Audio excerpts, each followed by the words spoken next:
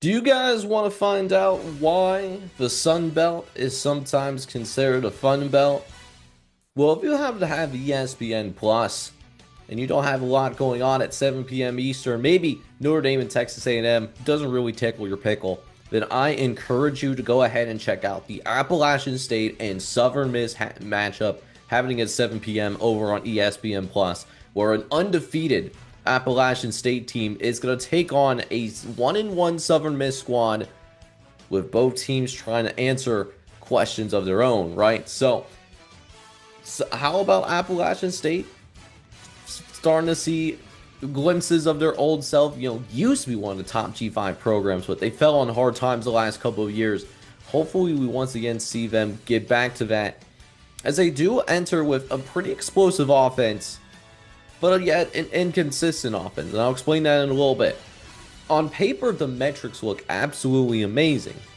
Almost 550 yards a game, or they also have like over 350 yards per game for passing, almost 200 yards on the ground. The defense is a pretty stout unit as well, being a top 20 outfit, including just allowing just under 40 yards rushing per game. That's a top 5 in the nation right now.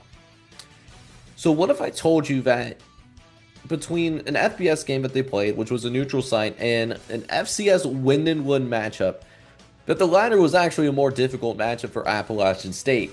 They looked extremely sharp against Charlotte to start the season back in week number 1. But last week, a very different story. And honestly, Appalachian State was lucky to escape with the win.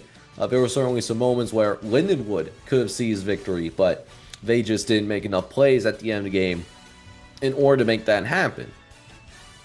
Now, as for Southern Miss, also looking to try and they're trying to figure some things out as well as a football team, led by Charles Huff, that first-year head coach. Southern Miss, a team that's been, an improved offensive outfit compared to last season, but still middle of the road as of right now, averaging just 28 points per game, right in the middle in terms of the FBS, hovering at around 70 to 75. They do have a positives turnover margin, which is a very good sign, but the defense still needs to show signs of improvement. And even in the Jackson State game that they did end up winning, there's still some concerns. For those first couple of games, we did see them struggle with third down conversions. They're allowing a third down conversion almost half the time, which is in the bottom 15 in America right now, sitting at around 119. Red zone stops, that's not happening. Every time a team drives into the red zone on Southern Miss, they're allowing a touchdown every single time. That's the case with the Mississippi State game. Same thing could be said about Jackson State in that game last weekend. Rush yards, they have had a really difficult time stopping the run as well. They're 115th against the run too, which of course makes things very, it's not a great spot, because you're looking at it as, okay, Appalachian State here, they can run the ball extremely well. Southern Miss can't stop it. So just thinking about that from a perspective of, this could be a difficult day. But in spite of that, in spite of it being a potentially tough spot for Southern Miss, interesting enough, as I pull up the model real quick, model actually thinks wrong team is favored here. So Appalachian State is a short favorite on FanDuel right now. And I just checked as we're recording of this video, Appalachian State is a 2.5 point favorite. But Southern Miss, according to our model, actually feels that they should be favored. Southern Miss coming in as a 2 point favorite under our internal metrics here at College Football Redzone.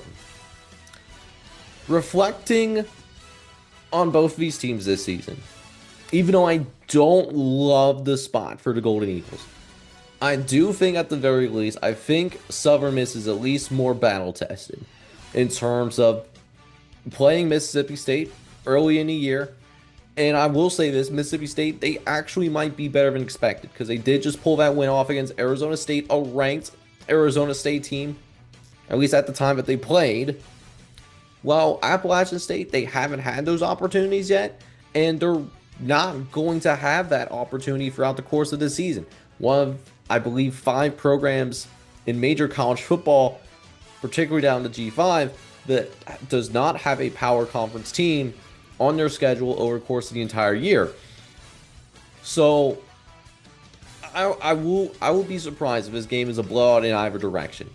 And while I don't think Southern Miss matches up beautifully against Appalachian State in this matter, I do think at the same time, because I think Southern Miss, this game being at home, and also I like the fact that the Eagles are more battle tested. And I think Southern Miss will also have a coaching advantage as well, too. I do think that Charles Huff does have a coaching edge over the Appalachian State counterpart. So with all three of those things in mind, I'm going to agree on my model. And I think Southern Miss actually does cover here, too. I think it's going to be a 30-23 type of win. We see their best offensive performance yet out of the Golden Eagles, and they find a way to win a tough one in their home in order to get Fun Belt play, Sun Belt play, depending on how you like to call it. I think Southern Miss starts the conference play on a high note, getting their first Sun Belt win of the 2025 campaign.